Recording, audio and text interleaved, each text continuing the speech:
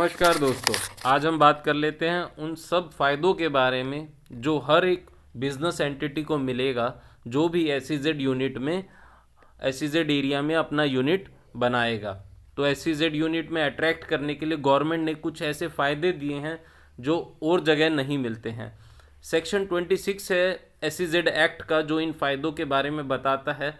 Exemption के बारे में बताता है जो हमें टैक्स एग्जेम्पशन मिलती हैं इनडायरेक्ट टैक्सेस में, जैसे कि कस्टम्स ड्यूटी हो गया या सर्विस टैक्स हो गया, एक्साइज टैक्स हो गया। ड्रॉबैक्स मिलते हैं जो रिफंड अमाउंट होता है उसमें भी हमें ये ड्रॉबैक एलिजिबल होते हैं हमारे एसईजेड, और कंसेशन मिलते हैं। अब हम बात कर लेते हैं उन सब फ़ायदों के बारे में। पहली फ़ायदा मिलता है हमें कस्टम ड्यूटी का। जो भी सामान इंपोर्ट होगा इंडिया से बाहर से एसईजेड एरिया के अंदर, उस पर कस्टम इंपोर्ट ड्यूटी लगती है। वो इंपोर्ट ड्यूटी एसईजेड एरिया में अगर कोई बिजनेस एंटिटी मंगाएगी या कोई अपना ऑनर मंगाएगा तो उस पर वो जो है एग्जेम्प्ट होगा इंपोर्ट ड्यूटी कस्टम की। दूसरी बात कर लेते हैं एक्सपोर्ट की। एक्सपोर्ट ड्यूटी भी एसईजेड एरिया से क्या होगी, माफ़ होगी। अगर कोई एसईजेड से आउटसाइड इंडिया एक्सपोर्ट करता है तो उस पर एक्सपोर्ट ड्यूटी नहीं लगेगी, कस्टम ड्यूटी नहीं लगेगी।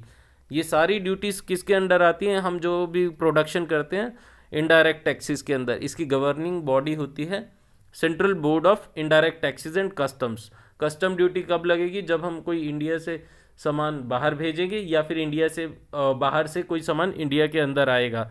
एसईजेड में अगर मंगाएंगे तो ये दोनों टैक्सेस माफ़ हो जाते हैं हम, तो ये बहुत ही बड़ा बेनिफिट है इंपोर्ट जो एक्सपोर्ट इंपोर्ट में डील करते हैं। थर्ड बात कर लेते हैं एक्साइज ड्यूटी की। जो भी एसईजेड के बाहर वाला रीजन है, मान लीजिए इंडिया के अंदर अगर हमने कोई छोटा विलेज एसईजेड बना दिया क्या, और बाकी एरिया से उसमें सामान भी तो मंगाएंगे प्रोडक्शन करने के लिए, तो उसको कह देते हैं डोमेस्टिक टैरिफ एरिया, बाहर वाले एरिया को। अगर वहाँ से कोई सामान एसईजेड के अंदर जाएगा तो एक्साइज ड्यूटी भी क्या रहेगी, माफ़ रहेगी।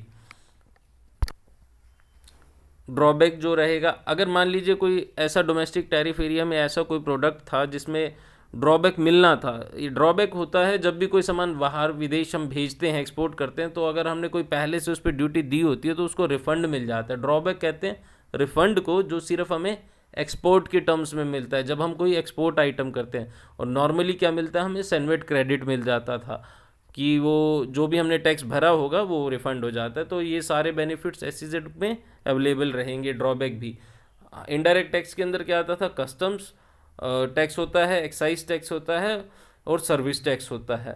अब जो हमारे कस्टम ड्यूटीज़ माफ़ हो गई, इसके अंदर मोटा मोटी सारी ड्यूटीज़ माफ़ है, एक्सपोर्ट की माफ़ हो गई, एक्साइज माफ़ हो गई। अब एक सर्विस टैक्स की बात कर लेते हैं। तो सर्विस टैक्स भी जो भी प्रोडक्ट एसईजेड के अंदर आएंगे उस पर सर्विस टैक्स भी क्या होगा, माफ़ होगा।